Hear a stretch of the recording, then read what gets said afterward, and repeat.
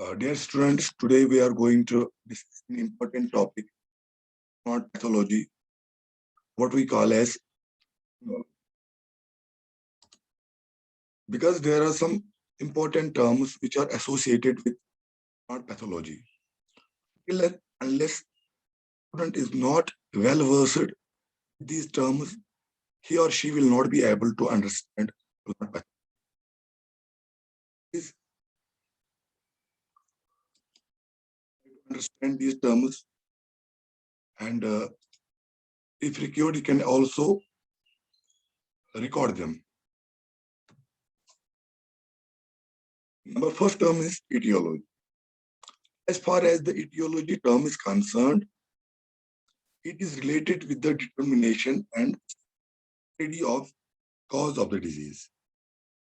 कि एक पैथोजन कैसे एक नेचुरल कंडीशन में, अगर हम उसकी स्टडी करेंगे कि कॉजल ऑर्गेनिज्म क्या है एक डिजीज का, उसका नेचर क्या है, and what is its relationship with the host, इन सब को अगर हम पढ़ते हैं, दिस स्टडी इट पैथोजन कोई भी ऑर्गेनिज्म जो एक डिजीज कॉज करता है, that is called pathogen. And pathological term हम तब यूज करते हैं कि जब एक कंडीशन ऐसी हो कि कोई प्लांट इसमें डिजीज लग जाए. इसी तरह पैथोजेनिक जो टर्म है, ये हम तब यूज करते हैं कि जब हम कोई ऐसा पैथोजन डिस्क्राइब करें जो एक डिजीज कॉज करता है. एंड कैपेसिटी क्या है एक पैथोजन की ताकि वो डिजीज कॉज कर सके, that is term as pathogenicity. Now there are two terms. एक होता है प्लांट इंजुरी, दूसरा होता है plant disease. What is the fundamental difference between the two? मान लीजिए अगर कोई प्लांट है, उसको कोई भी तो जख्म लगे या कोई एक्सीडेंटल कोई केस आ जाए ऐसा, लेकिन जो शॉर्ट टर्म का हो. एक मेन फंडामेंटल डिफरेंस है between plant injury and plant disease. जो प्लांट डिजीज होती है उसमें स्टेप बाय स्टेप प्रोसेसेस होती हैं, कंटिन्यूअस प्रोसेस. अगर अब कोई ऑल्ट्रेशन हो जाए किसी फॉर्म का या फंक्शन का किसी प्लांट में, लेकिन वो एब्रप्टली हो जाए, वो कंटिन्यूअस ना हो बट ऑफ डिसकंटिन्यूअस नेचर, अब हम कहते हैं कि that is called a plant injury. Plant disease में क्या होता है कि एक कंटिन्यूअस प्रोसेस है, इसमें डिफरेंट डेवलपमेंटल स्टेजेस होती हैं एंड ये एकदम से नहीं होता. तो कॉजल एजेंट जो होता है, ये एक टर्म है तो हम यूज करते हैं चाहे कोई बायोटिक फैक्टर हो या कोई एबायोटिक, मतलब एनिमेट और इनएनिमेट फैक्टर हो, ये कोई डिजीज या इंजुरी हो सके, को हम जनरली क्या बोलते हैं, कॉजल एजेंट. अब कोई पैथोजेनिक एजेंट है जो पैथोजेनेसिस या डिजीज कॉज करता है, उसका नेचर क्या है? अगर एक एजेंट ऐसा है कि अगर प्लांट में घुस के वो डिजीज कॉज करेगा, then only we can say the pathogenic agent is virulent. अब बहुत सारे ऐसे केसेस होते हैं कि कोई एजेंट है, वो ये करता है, वो प्लांट में घुस भी जाता है, लेकिन it is not able to cause disease in the plant. In that case हम उस टाइम कहेंगे कि ये पैथोजन है, इट इज नॉन वायरुलेंट और एवायरुलेंट. सो वायरुलेंट इज, हम कहेंगे कि when a pathogenic agent is able to cause a disease in the plant, and if it is not able to cause the disease in the plant, then we use term avirulent or non-virulent.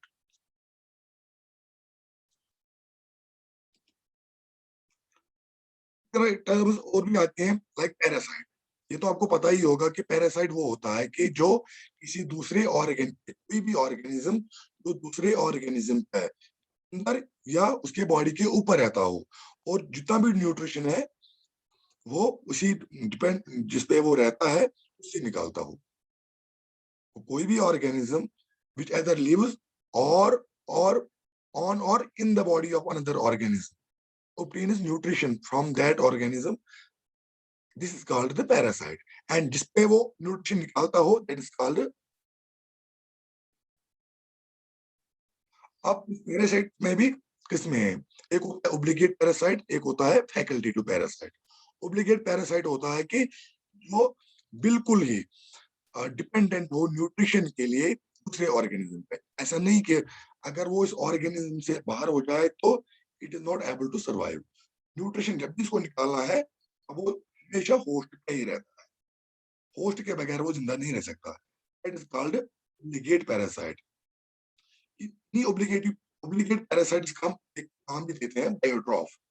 बायोट्रॉफ होता है जो किसी दूसरे organism पे एक रहेगा भी और मल्टीपल भी करेगा उसी ऑर्गेनिज्म पे, इसको हम बोलते हैं biotroph. For example there are many types of fungi. For example rust fungi है, स्मड फंगी है, पाउडरी मिल्ड्यू है। ये कुछ ऐसे एग्जांपल्स हैं जहां पे ये वाले फंगे जो है ये रहते हैं, मल्टीपल भी करते हैं दूसरे ऑर्गेनिज्म पे। वो ना हो तो ये अपना लाइफ साइकिल कंप्लीट कर ही नहीं पाएंगे। Type of organisms they are termed as biotrophs. एक और टर्म है हेमियोबायोट्रॉफ। हेमियोबायोट्रॉफ क्या होता है कि ये भी अटैक करते हैं दूसरे ऑर्गेनिज्म को। ये ऐसे पैरासाइट्स होते हैं, ये अटैक तो करते हैं लिविंग टिश्यूज को, ऑर्गेनिज्म पे, लेकिन अगर वो ऑर्गेनिज्म डेड भी हो जाए तब भी ये अपना जो लाइफ साइकिल है कंप्लीट कर सकते। इन शॉर्ट ये होता है कि बायोट्रॉप जो है, बायोट्रॉप दूसरे लिविंग ऑर्गेनिज्म, जब तक वो ऑर्गेनिज्म लिविंग ना हो तब तब तक वो अपना लाइफ साइकिल कंप्लीट नहीं कर सकती। और हेमियोबायोट्रॉप क्या होता है, अगर वो जो होस्ट है अगर वो डेड भी हो जाए तब भी ये क्या करते हैं, ये डेड जो ऑर्गेनिक मैटर है उससे न्यूट्रिशन लेते हैं। I hope you are understanding. मैं फिर से दोहराऊंगा, बायोट्रॉप होता है कि अगर एक ऑर्गेनिज्म, एक पैरासाइट किसी होस्ट पे अपना न्यूट्रिशन निकालता हो, उसी पे अपना लाइफ साइकिल कंप्लीट कर सके। लेकिन इसके लिए एक जरूरी रिक्वायरमेंट ये है कि जो ऑर्गेनिज्म जो होस्ट है वो लिविंग होना चाहिए। हमें बायोट्रॉप क्या होता है कि इसमें भी एक पैरासाइट तो अपने होस्ट में रहता है, वो लिविंग ही होता है, इसको इन्फेक्ट करता है। अगर वो डेड भी हो जाए होस्ट, तब भी ये कंटिन्यू वहीं पे रह लेते हैं। तो दोनों मोड है इसमें। एक होता है ओब्लिक जो ये पैरासिटिक मोड, दूसरा होता है सेप्रोपिटिक मोड। सेप्रोपिटिक होता है कि अगर वो डेड ऑर्गेनिक मैटर पे अपना लाइफ जो है गुजार सके।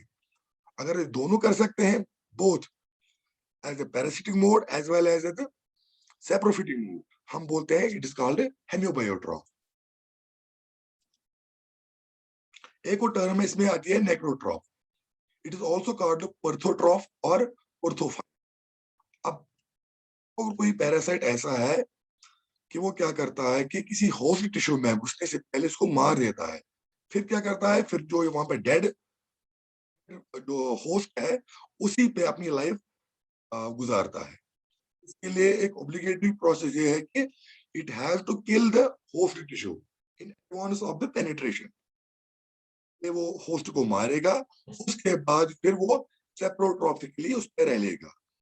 सो दिस इज कॉल्ड पर्थोट्रॉप और पर्थोफाइट और नेक्रोट्रॉप।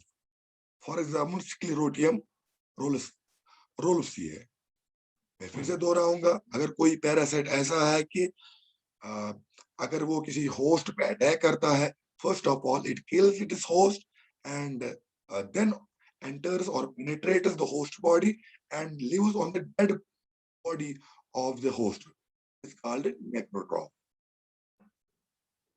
इसी तरह होस्ट, जब मैंने पहले कहा कि जिस ऑर्गेनिज्म पे कोई पैरासाइट या पैथोजन रह ले, उससे न्यूट्रिएंट्स ऑब्टेन करे, that is called host. Host में एक टर्म ऐसी आती है what we call as host range. Host range होता है कि अगर कोई पैथोजन है वो कितने होस्ट प्लांट्स को, प्लांट्स को, स्पीशीज ऑफ प्लांट्स को अपना होस्ट बना सकता है। फॉर एग्जाम्पल अगर कोई पैथोजन, मान लीजिए पैथोजन ए है, एक ही स्पीशी पे रहता है, हम कहेंगे कि इसका जो होस्ट है वो एक ही स्पीशी है। मान लीजिए फॉर एग्जाम्पल कोई और पैथोजन है, पैथोजन बी, वो क्या करता है, वो 10 स्पीशीज पे रह सकता है, मतलब it can in fact 10 different plant species. हम उस टाइम पे कहेंगे कि जो इसका होस्ट रेंज है वो थोड़ा ब्रॉड है, it can infect 10 different.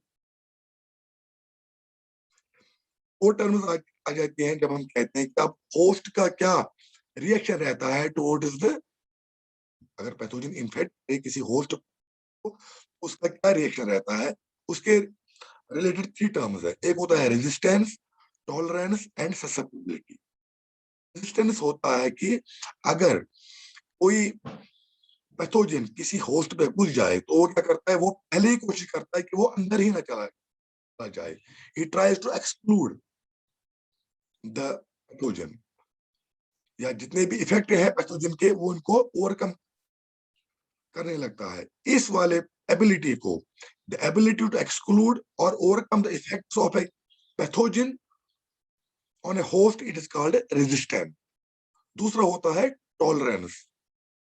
Tolerance होता है कि अब अगर कोई पैथोजन उसने इन्फेक्ट किया या कोई एबियोटिक फैक्टर है उसने इफेक्ट किया किसी प्लांट को, लेकिन वो प्लांट क्या करता है, वो प्लांट एक्टिविटी ही नहीं करता है डिजीज सिम्टम्स, या उसमें सिम्टम्स आते ही नहीं है, तो उस प्रोसेस को हम बोलेंगे tolerance.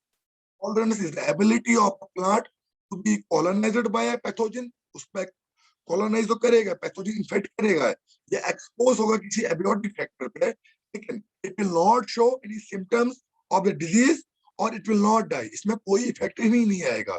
This ability of the plant it is called as. तीसरा होता है ससेप्टिबिलिटी। ससेप्टिबिलिटी होता है ये बिल्कुल रेजिस्टेंस के अगेंस्ट है। एक होता है कि ability to inability to resist disease. For example कोई पैथोजन है इन्फेक्ट किया प्लांट, क्या है वो उसमें इतनी प्रॉपर कैपेसिटी है ही नहीं, तो वो सिम्टम ही ना दिखाए, इफेक्ट ना आ जाए उस पर पैथोजन, इस पे इसको बोलते हैं कि susceptibility. It is the inability of a host to resist the disease और अटैक बाय गिवन पैथोजन। जैसे हम बोलते हैं इम्यून और नॉन इम्यून। इम्यून होता है कि हमारी बॉडी कितना रेजिस्ट कर पाती है। अगर कोई फॉर एग्जांपल कोई फॉरेन बॉडी चली गई हमारी बॉडी में, क्या करते हैं, हमारी बॉडी एक्टिवेट हो जाती है। वो जैसे मैक्रोफेजेस होते हैं या इसी तरह B cells T cells produce होती है, एंटीबॉडीज प्रोड्यूस होती है, तो वो हमारा एक इम्यून रिस्पॉन्स होता है कि वो डिजीज हम पे इफेक्ट ना करे। उसी का अपोजिट है, अगर हमें हमारे पास इम्यूनिटी ना हो, एबिलिटी ना हो कि हम अपना इम्यून सिस्टम एग्जिबिट करें, इस हार्बरिंग हार्बरिंग होता है। हेलो, हाँ जी, हार्बरिंग होता है होस्ट करना, कहीं पे रहना, दैट इज कॉल्ड हार्बर।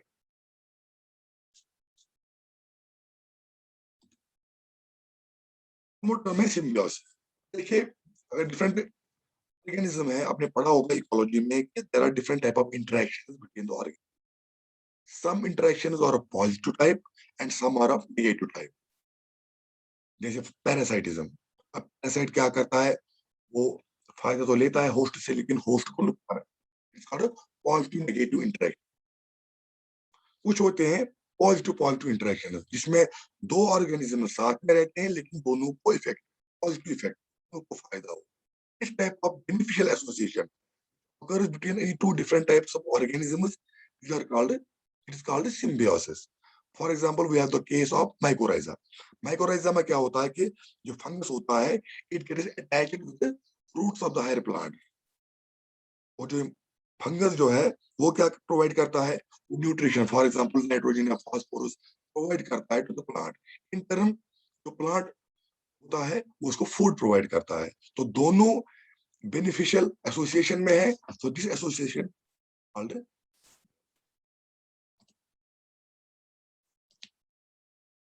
इस तरह कुछ टर्म्स ऐसे हैं कि अब आप अगर किसी प्लांट को डिजीज लग जाए तो इसमें कौन सी रिएक्शंस है, कौन कौन से ऐसे प्रोसेस है जो वो एग्जिबिट करता है after it is infected by the pathogen. Related कुछ टर्म्स है, like we have got signs, symptoms and syndrome. आप ध्यान रख लीजिए, ये बहुत इंपॉर्टेंट है। अगर कोई फॉर एग्जांपल अगर कोई पैथोजन किसी प्लांट पे इसने इन्फेक्शन कर लिया, if pathogen infects any host, वो क्या करता है, अगर उसका कोई भी पार्ट उस पैथोजन का, for example take the case of fungus, आपको पता होगा, you must keep in mind that fungus जो है होते हैं मेनली रिप्रोड्यूस करते हैं, स्पोर फॉर्म स्पोर्स बनते हैं उनमें। अब अगर कोई फंगस उसने इन्फेक्ट किया किसी प्लांट एंड आपने कुछ टाइम के बाद देखा वहां पे फंगस के पार्ट्स या चाहे स्पोर्स आपने लीव पे देखे, अब आपको दिख रहा है कि कोई पैथोजन का कोई पार्ट किसी भी प्लांट होस्ट पार्ट पे, फॉर एग्जाम्पल लीव्स पे आपने देख लिया, तो जो दिख रहे हैं फिजिकल एविडेंस जो दिख रहा है इसका उसी पैथोजन का, चाहे वो स्पोर हो फ्रूटिंग बॉडी हो, ठीक है बेटा, उसको बोलते हैं साइन। तो आप अगर for example you went to the kitchen garden, आपने देखा कि वहां पे कोई वर्म बैठी है या कोई स्पोर बैठा है, जो अब दिख रहा है कोई भी पार्ट किसी पैथोजन का लीव्स पे या इस होस्ट प्लांट पे, these are called sign. Symptom क्या होता है कि कोई भी रिएक्शन, फिजियोलॉजिकल रिएक्शन हो, चाहे वो एक्सटर्नल हो या इंटरनल रिएक्शन हो, as a result of a disease, जब कोई डिजीज हो जाए किसी प्लांट में, अब वो कैसा रिएक्शन वहां से दिखा रहा है, कोई भी फिजियोलॉजिकल, चाहे वो दिखे या ना दिखे, इनविजिबल और विजिबल, इंटरनल हो या एक्सटर्नल। फॉर एग्जाम्पल आपने क्या देखा, कर्लिंग हो रही है लीफ की, जो कर्लिंग हो रही है it is just the reaction which is has been caused as a result of a disease। तो हम इस जितने भी रिएक्शंस जो आपको दिख रहे हैं as a result of the disease in the host plant, these are called symptoms। Science होते हैं, मैं फिर से दोहराऊंगा, साइंस होते हैं कि कोई पैथोजन, उसका कोई पार्ट या खुद पैथोजन एज अ होल कहीं पे प्लांट पे है, आपको विजुअलाइज हो रहा है, दैट आर कॉल्ड साइन। और जितना भी रिएक्शन ऑल्टरेशन हो रही है प्लांट में as a result of, as a consequence of this, that are called symptoms.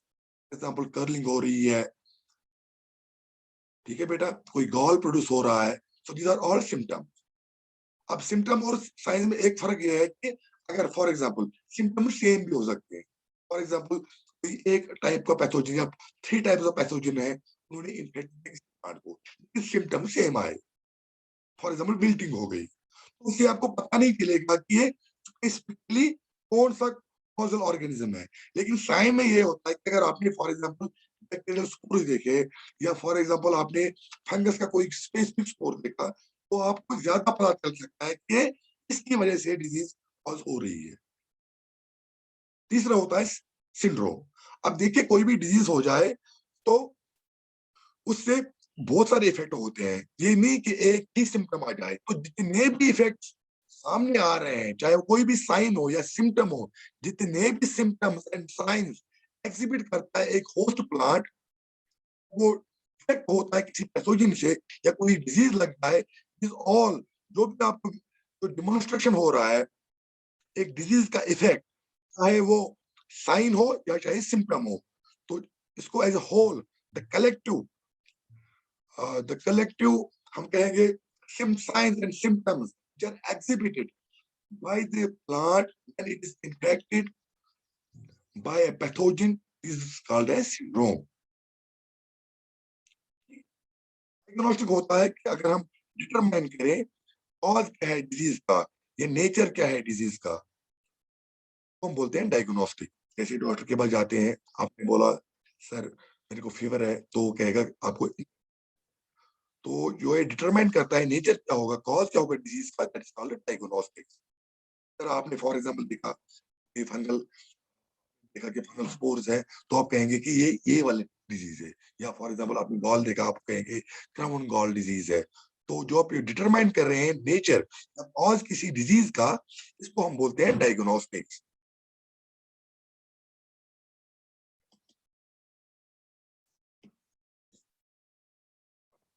मैं बता रहा था आपको डिजीज ट्रायंगल, मैंने कहा था कि there are three important factors which lead to the cause of a disease। में मैंने कहा था कि you got host, number second paste या पैथोजन, एंड नंबर थर्ड मैंने कहा था कि एनवायरमेंट। मैंने ये भी अगर आपको याद होगा, मैंने कहा था कि जो पैथोजन होना चाहिए वो वायरुलेंट होना चाहिए, जो होस्ट होना चाहिए वो सस्टेनेबल होना चाहिए, and environment should be feasible for the cause of the disease. में एक और अगर हम टाइम ऐड करेंगे, क्योंकि टाइम होगा उतनी अब डिजीज के लिए कुछ खास टाइम रिक्वायर होता है। अगर हम चारों को साथ में मिलाएं, चारों फैक्टर्स को, कौन कौन से? नंबर वन होस्ट, पर सेकंड आपका आता है पैथोजन, नंबर थर्ड आता है environmental factor, and number four आता है आपका टाइम। चारों को, अगर चारों को हम इफेक्ट देखेंगे साथ में, इम्पैक्ट है ऑन द डिजीज फॉर्मेशन या डिजीज कॉज करने में, this is called disease quadrangle. अगर हम तीन ही फैक्टर लेंगे, कौन कौन सा? नंबर वन पेस्ट या pathogen, sorry, number second host, and number third environmental factor, it's called triangle. अगर हम टाइम को भी इंक्लूड करेंगे इसमें, then it's called disease quadrangle. ठीक। फिर आता है एक और टर्म, लाइफ साइकिल। देखिए, कोई भी डिजीज अगर हो जाए, infectious disease, there are two terms, infectious disease and non infectious. हम क्या कहते हैं, अगर कोई डिजीज किसी पैथोजन लिविंग ऑर्गेनिज्म की वजह से हुआ, हम कहेंगे कि ये इन्फेक्शियस डिजीज है।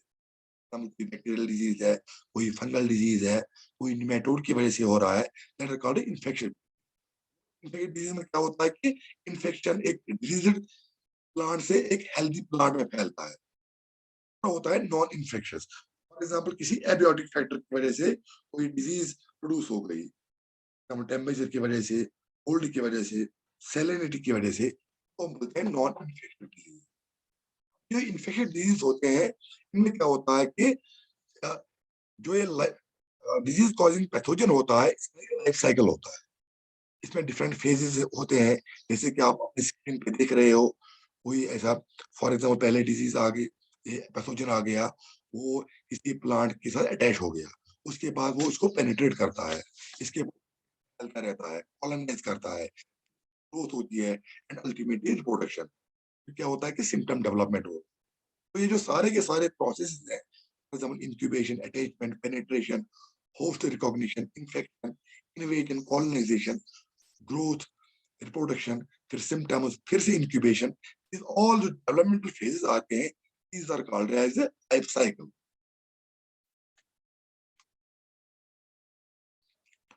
एक और टर्म आती है प्रोपेग्यूल।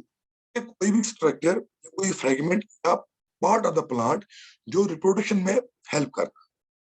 फॉर एग्जांपल, हम यूजुअली क्या कहते हैं, इन द एंजियोस्पर्म्स प्लांट्स हम बोलते हैं कि gametes. Gametes are the type of structures which help in the reproduction of the organism or which help the organism to propagate. इनको हम बोलेंगे propagules। इसी तरह seeds, these are also propagules। इसी तरह आप ले लीजिए spores, spores are also type of propagule। तो कोई भी स्ट्रक्चर या कोई फ्रेगमेंट या कोई पार्ट ऑफ ऑर्गेनिज्म जो हेल्प करे ऑर्गेनिज्म को to propagate, to produce, structures are called propagules. ठीक। इसके बाद आता है रिपीटिंग साइकिल।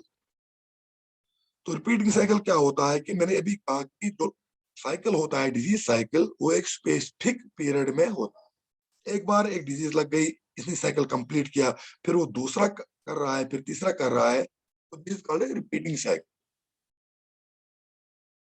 एक और टर्म आती है what we call as monocyclic and polycyclic disease, dependent on the type of disease cycle. यहाँ पे आपको एक बात याद रखनी बहुत ही जरूरी, प्लीज आप ध्यान रख लीजिए मैं क्या कह रहा हूँ। कोई पैथोजन किसी प्लांट पे उसने एंट्री मार ली। अब जैसे ही एंट्री मार ली, पहली तो मैं एक बात कहना यहाँ चाहूंगा। फॉर एग्जाम्पल, हम बोलते हैं कि समर और बोलते हैं कि विंटर। अब ये जो सीजन है, मान लीजिए अगर ये भी चार सीजन है, और summer, autumn, winter and spring, वो है फोर सीजन। हमें पता है कि दो ऐसे सीजन हैं जिनमें टेम्परेचर या तो ज्यादा कम होगा या बहुत ज्यादा होगा। Example take the case of winter and summer. हमें पता है कि विंटर में टेम्परेचर कम होता है एंड समर में ज्यादा बढ़ता है। अब कोई पैथोजन है, it is difficult for it survive during these harsh season, चाहे वो विंटर हो चाहे वो समर हो। तो वो क्या करता है, वो अपने आप को डोरमेंट पीरियड में ले जाता है, वो डोरमेंट हो जाता है in the form of, for example कोई स्पोर स्पोर प्रोड्यूस उसने कर लिया ताकि वो स्पोर सर्वाइव कर सके इस विंटर में। यस, ठीक है। अब फॉर एग्जाम्पल कोई डोरमेंट स्पोर है, जैसे ही फेवरेबल सीजन आ गया, मान लीजिए स्प्रिंग सीजन आ गया विंटर के बाद, उसने क्या क्या किया कि वो जो डोरमेंट जो था अब वो इन्फेक्ट करेगा एक नए प्लांट। अब जैसे ही उसने इन्फेक्ट किया, ये जो पैथोजन है, अब ये अपना जो लाइफ साइकिल है, जो डिजीज साइकिल है, वो एक ही साल में कंप्लीट करेगा। मतलब एक साल में एक ही लाइफ साइकिल कंप्लीट कर पाएगा, या एक लाइफ साइकिल या इसका कोई पार्ट पूरा का पूरा लाइफ साइकिल कंप्लीट नहीं कर पाएगा। मान लीजिए फॉर एग्जांपल पैथोजन पैथोजन ने इन्फेक्ट प्लांट को, उसके बाद उसने पूरा का पूरा साइकिल किया, उसके बाद फिर से डोरमेंट पीरियड आ गया, फिर से वो इन्फेक्ट कर, उसने एक लाइफ साल में एक ही लाइफ साइकिल कंप्लीट कर लिया। इट इज कॉल्ड मोनोसाइक्लिक और सिंगल साइक्लिक डिजीज। ठीक। और अगर उसने एक साल में मोर देन वन साइकिल कंप्लीट कर लिया, कैसे, फॉर एग्जांपल फिर से डोरमेंट स्टेज थी, डेट हुआ कोई प्लांट, उसके बाद उसने रिप्रोडक्शन कर ली, फिर स्पोर्स बनाए, उन स्पोर्स ने उसी ईयर में फिर से इन्फेक्ट किया नए प्लांट्स को, प्लस लाइफ जो डिजीज साइकिल है वो कंटिन्यू रहा। अब अगर ये disease cycle more than one life cycle होते रहते हैं एक ही साल में, then that disease is called polycyclic और मल्टीसाइक्लिक डिजीज। मैं फिर से दोहराऊंगा, we have got two types of diseases depending on the time taking to complete the life cycles. One होता है मोनोसाइक्लिक और सिंगल साइक्लिक, सेकंड सेकंड होता है पॉलीसाइक्लिक और मल्टीसाइक्लिक। मोनोसाइक्लिक में क्या होता है कि पैथोजन कंप्लीट करता है वन और even part of one disease cycle in one year. Polycyclic में क्या होता है, pathogen is complete more than one disease cycles in one year. उसका मतलब यह है कि एक जो पॉलीसाइक्लिक होता है, पॉलीसाइक्लिक डिजीज में एक से ज्यादा जनरेशन प्रोड्यूस होती है एक ही साल में, जबकि मोनोसाइक्लिक में एक ही जनरेशन प्रोड्यूस हो। ठीक। the difference between the monocyclic and polycyclic। इसी तरह कुछ टर्म्स है transmission, disseminate, spread and vector. Transmission होता है कि अगर कोई भी डिजीज ट्रांसमिट हो जाए, ट्रांसफर हो जाए एक प्लांट से दूसरे प्लांट, उसको बोलते हैं ट्रांसमिशन। ट्रांसमिशन वो होता है डिफरेंट फैक्टर से, चाहे एनिमल हो, चाहे मैकेनिकल फैक्टर हो, चाहे इंसेक्ट हो, चाहे ग्राफ्टिंग की वजह से हो जाए, तो इसको बोलते हैं ट्रांसमिशन। डिसिमिनेट होता है कि अगर लॉन्ग डिस्टेंस डिस्ट्रीब्यूशन हो जाए, फॉर एग्जाम्पल कोई स्पोर आ गया, वो लॉन्ग डिस्टेंस तक आ रहा है, तो हम कहेंगे डिसेमिनेशन। स्प्रेड होता है कि अगर कोई स्पोर या कोई सीड लोकली डिस्ट्रीब्यूट हो जाए, that is called spread. Transmission होता है transfer by means of insects, mechanical factors, animals. Dissemination होता है अगर लॉन्ग डिस्टेंस डिस्ट्रीब्यूशन हो, एंड स्प्रेड होता है अगर लोकल डिस्ट्रीब्यूशन। जो ये ट्रांसमिशन होता है, इसके लिए मैंने पहले ही कहा there are some factors responsible. जो फैक्टर्स रिस्पांसिबल होते हैं for the transmission, they are called vectors.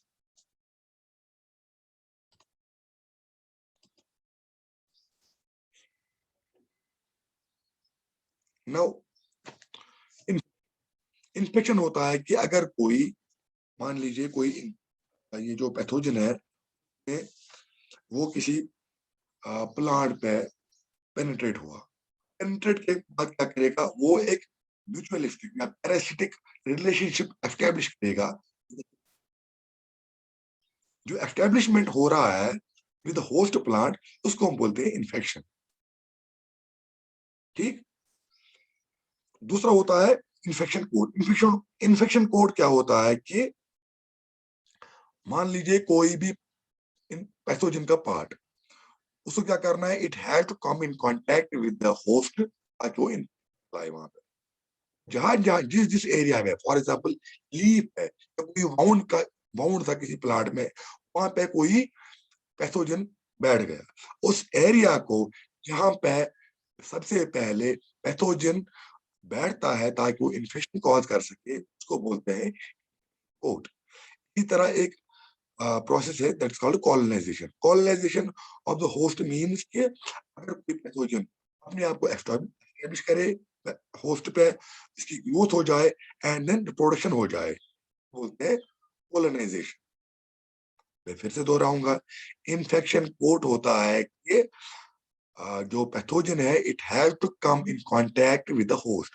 अब कौन से पार्ट होस्ट पे वो बैठता है ताकि वो इन्फेक्शन कॉज कर सके, that is called coat. Colonization होता है establishment, growth and reproduction of the pathogen host. Colonization एक और टर्म होता है दैट्स कॉल्ड इन्फेस्टेशन। इन्फेस्टेशन होता है कि एक पैथोजन को एक होस्ट पे बैठना। अब कांटेक्ट में तो आ गया, ये जरूरी नहीं है कि upon contact it can or cannot cause a disease. अब just the contact between the pathogen with the host plant, that's called infection. Body पे रहना, surface of the body of the host is called infection. It is just one of the steps of the disease cycle. Infection code. Somebody has asked me to redefine infection code. बेटा मान लीजिए मेरी एक body है, देख लीजिए मेरा हाथ है, यहाँ पे कोई पैथोजन आ गया and it has to come in contact with the hand so that ये डिजीज कॉज कर सके। इसने क्या किया, इसने फॉर एग्जांपल ये वाला पार्ट, यहाँ पे ये जो पार्ट है, यहाँ पे ये कांटेक्ट में आ गया, इस वाली एरिया में जहाँ पे कांटेक्ट में आ रहा है, इसको बोलते हैं हम इन्फेक्शन कोड।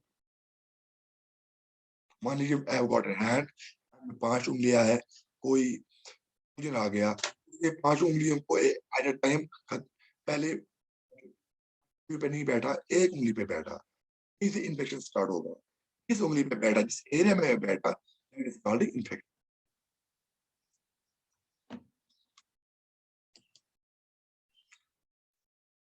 इसी तरह depending on the spread of the disease, disease कितनी स्प्रेड हो रही है, कितने टाइम तक रहती है, we have got different types of disease.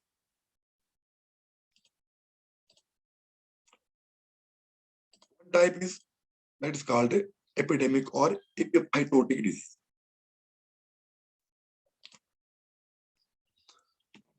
Epidemic और एपिफाइटोटिक डिजीज क्या होता है कि अगर फॉर एग्जांपल कोई डिजीज आ गई, कोई क्या होती है, ये लिमिटेड टाइम के लिए आती है, टाइम के लिए आती है, फॉर एग्जांपल एक सीजन के लिए आ गई या दूसरे सीजन में आ गई या एक साल के रह गई फिर खत्म हो गई, ऐसी डिजीज को बोलते हैं एपिडेमिक फाइटोटिक।